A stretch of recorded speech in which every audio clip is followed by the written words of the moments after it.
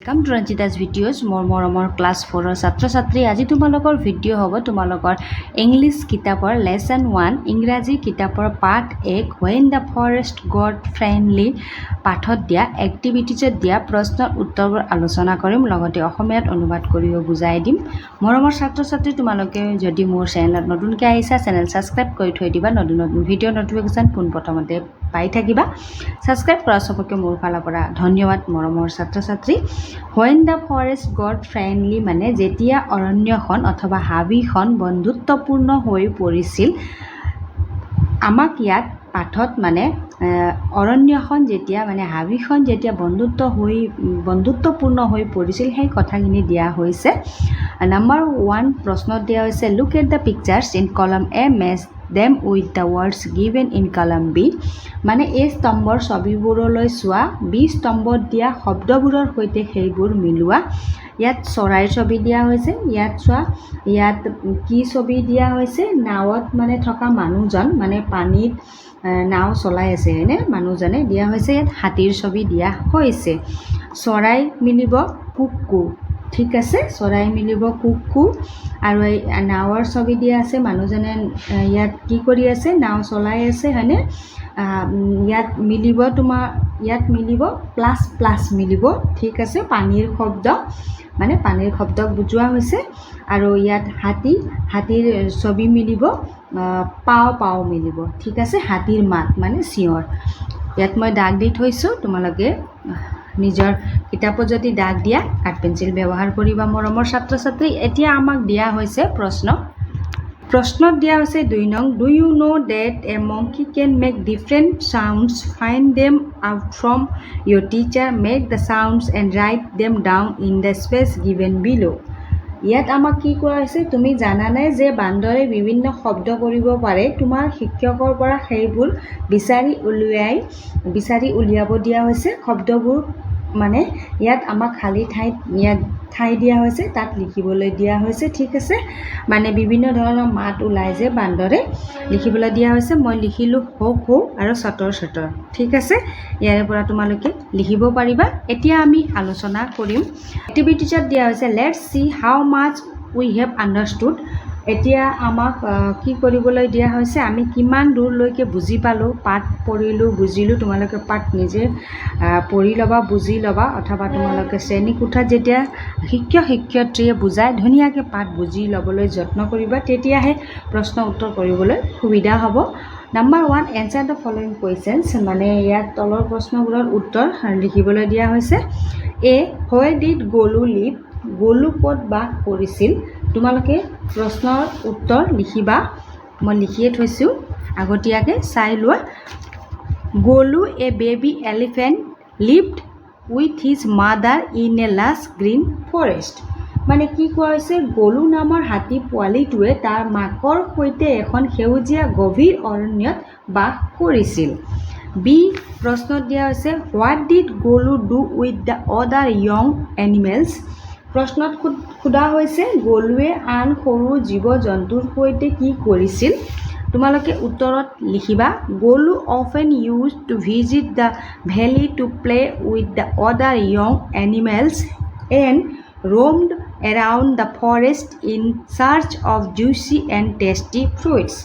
মানে কি কোৱা হৈছে গলুৱে প্ৰায় আন জীৱ জন্তুৰ সৈতে খেলিবলৈ উপত্যকালৈ গৈছিল আৰু ৰসাল আৰু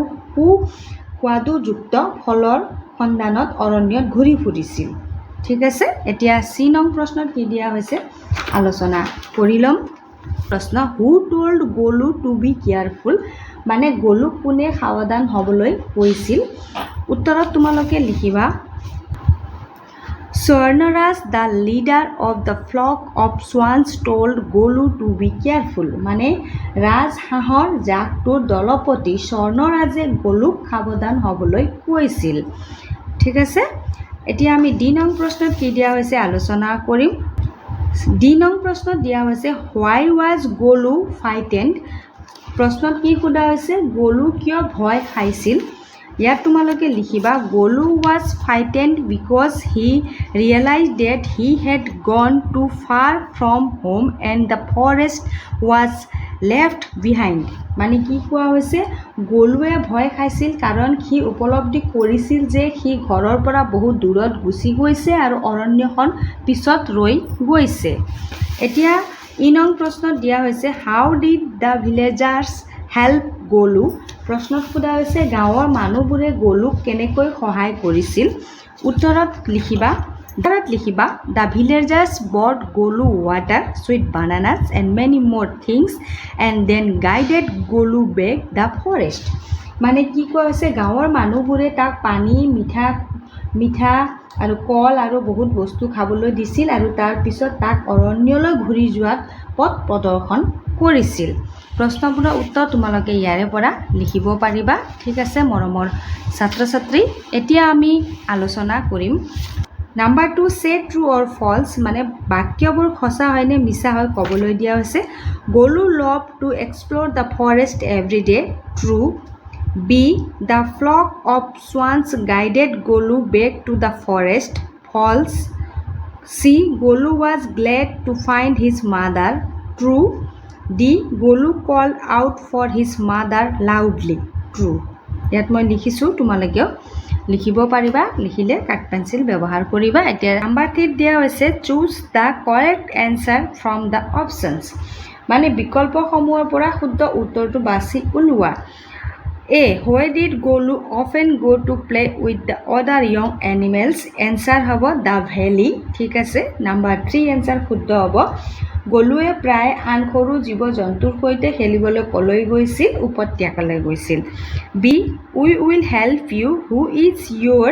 referred to here answer Golu ঠিক আছে ইয়াত সোধা হৈছে আমি তোমাক সহায় কৰিম ইয়াত তোমাক বুলিলে কাক বুজোৱা হৈছে গলুক বুজোৱা হৈছে number C which of the following means a large area of land that is thickly covered with trees forest answer 2 শুদ্ধ হ'ব ফৰেষ্ট মানে তলৰ কোনটোৰ অৰ্থ হৈছে গছ গছনিৰ ডাঠকৈ আৱৰি থকা এক বিশাল ভূমি অৰণ্য অথবা হাবি ফৰেষ্ট ঠিক আছে ইয়াৰ পৰা তোমালোকে নিজৰ কিতাপত দাগ দি থৈ দিব পাৰিবা দাগ দিলে কাট পেন্সিল ব্যৱহাৰ কৰিবা এতিয়া আমি আলোচনা কৰিম নাম্বাৰ 4ত কি দিয়া হৈছে ঠিক আছে 4ত দিয়া হৈছে Guess how Golu might have fled when the villagers helped him. Can you think of a time when someone helped you? How did it make you feel?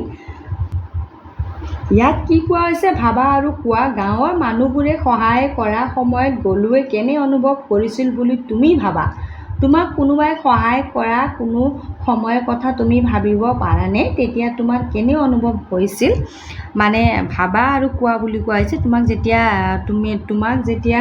কিবা কাৰণত কৰবাত অসুবিধা হয় তুমি কিবা সমস্যাত পৰা কিবা বস্তু হেৰাইছে এতিয়া তোমাক কোনোবাই বিচাৰি দিয়ে লগৰ ল'ৰা ছোৱালী অথবা ঘৰৰ মা দেউতাই তেতিয়া তোমাক কেনে অনুভৱ হয় তোমাৰ ভাল লাগে ফূৰ্তি লাগে সুখ লাগে হয়নে এইটো মই অলপ মুখেদিয়ে বুজাই দিলোঁ ঠিক আছে ইয়াত নাম্বাৰ 5ত দিয়া হৈছে you have found the word lush in the story the word lush is used to describe the forest Golu a baby elephant lived with his mother in a lush green forest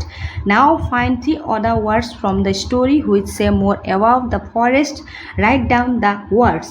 মানে কি কোৱা হৈছে তুমি সাধুটোৰ last শব্দটো বিচাৰি পাইছা অৰণ্যখনৰ বিষয়ে বৰ্ণনা কৰিবলৈ লাষ্ট শব্দটো ব্যৱহাৰ কৰা হৈছে গলু নামৰ হাতী পোৱালিটোৱে তাৰ মাকৰ সৈতে এখন সেউজীয়া গভীৰ লাজ অৰণ্যত বাস কৰিছিল এতিয়া অৰণ্যখনৰ বিষয়ে অধিক কথা কোৱা আন 3টা শব্দ সাধুটোৰ পৰা বিচাৰি উলিয়াই শব্দকেইটা লিখা ইয়াত মই লিখিলোঁ কুল শীতল গ্ৰীণ সেউজীয়া চেডি ছাঁ পৰি থকা ঠিক আছে ইয়াত তোমালোকে টল বুলিও লিখিব পাৰা টল ট্ৰি ঠিক আছে মই ইয়াত লিখিছোঁ তোমালোকে চাই লিখিব পাৰিবা অসমীয়াত অৰ্থও লিখি থৈ দিছোঁ এতিয়া আমি আলোচনা কৰিম বিট দিয়া হৈছে now add punctuation marks to the following sentences and rewrite them মানে কি কোৱা হৈছে এতিয়া তলৰ বাক্যবোৰত জ্যোতিচিহ্ন বহুৱা আৰু সেইবোৰ পুনৰ লিখা মানে what is the colour of swans মানে ৰাজহাঁহৰ ৰং কি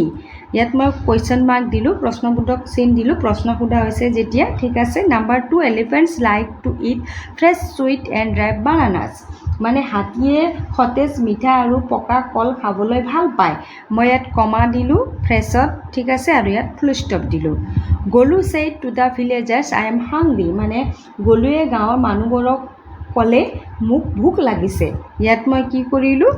কমা দিলোঁ ইয়াত ফুল ষ্টপ দিলোঁ number 4 the forest has small flowers green grass and tall trees মানে অৰণ্যখনত সৰু ফুল সেউজীয়া ঘাঁহ আৰু ওখ গছ আছে ইয়াত মই কমা দিলোঁ ইয়াত ফুল ষ্টপ দিলোঁ ঠিক আছে ইয়াৰ পৰা চাই তোমালোকে লিখিব পাৰিবা এতিয়া 11B আলোচনা কৰিম বাকি আলোচনা কৰিব লগা ইমান নাই সেইকাৰণে মই কৰা নাই ভিডিঅ'টো দীঘল হ'ব বুলি এতিয়া 11B কি দিয়া হৈছে আলোচনা কৰিম ঠিক আছে ইয়াত দিয়া আছে now circle the countable nouns and underline the uncountable nouns in the box below মানে কি কোৱা হৈছে তলৰ বাকচটোত থকা গণনাযোগ্য বিশেষ্যবোৰত ঘূৰণীয়া চিন দিয়া আৰু অগণনাযোগ্য বিশেষ্যবোৰত তলত আঁচ টনা আমাক ইয়াত গণনা কৰিব পৰা কি কৰিবলৈ দিয়া হৈছে সাৰ্কুল বৃত্তাকাৰ অৰেঞ্জ আমি গণনা কৰিব পাৰিম কাৰ্ড মানে দৈ গণনা কৰিব নোৱাৰো হানি মানে মৌ আমি গণনা কৰিব নোৱাৰো তোমালোকে নিজে আন্ডাৰলাইন কৰিবা সুপ গণনা কৰিব নোৱাৰো পটেটোস আমি গণনা কৰিব পাৰিম সক্স মানে মোজা আমি গণনা কৰিব পাৰিম স্যান্ড মানে বালি আমি গণনা কৰিব নোৱাৰো বটল পাৰিম ঠিক আছে মই ইয়াত সাৰ্কুল দিছো আৰু আন্ডাৰলাইন তোমালোকে নিজে দিবা নহলে কিতাপত দিলে তোমালোকে বুজি নাপাবাও পাৰা সেইকাৰণে মই দিয়া নাই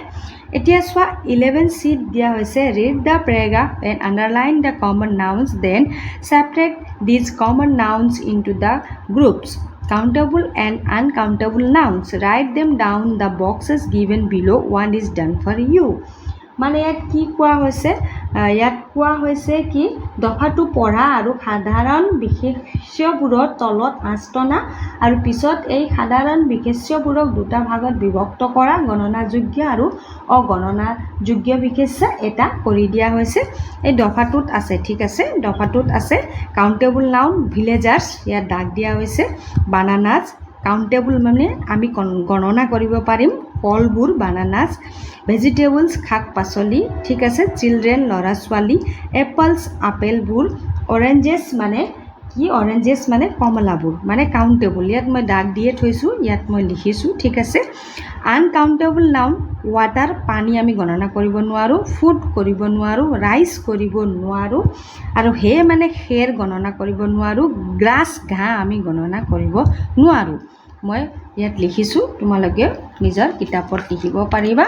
আৰু মৰমৰ ছাত্ৰ ছাত্ৰী ইয়াত মই আন্ডাৰলাইন কৰি থৈ দিছো প্ৰথমতে উলিয়াই লৈছো আৰু ইয়াত লিখিছো ঠিক আছে ভালকৈ চাবা আৰু অসমীয়াতে লিখি থৈছো তোমালোকে যাতে বুজি পাবা বুলি এতিয়া আমি আলোচনা কৰিম এড দিয়া আছে let's read and check how much we have understood the story মানে আমি নিজকে এতিয়া চাই ল'ম যে আমি কিমান বুজিলো সাধুটো when the forest got friendly মানে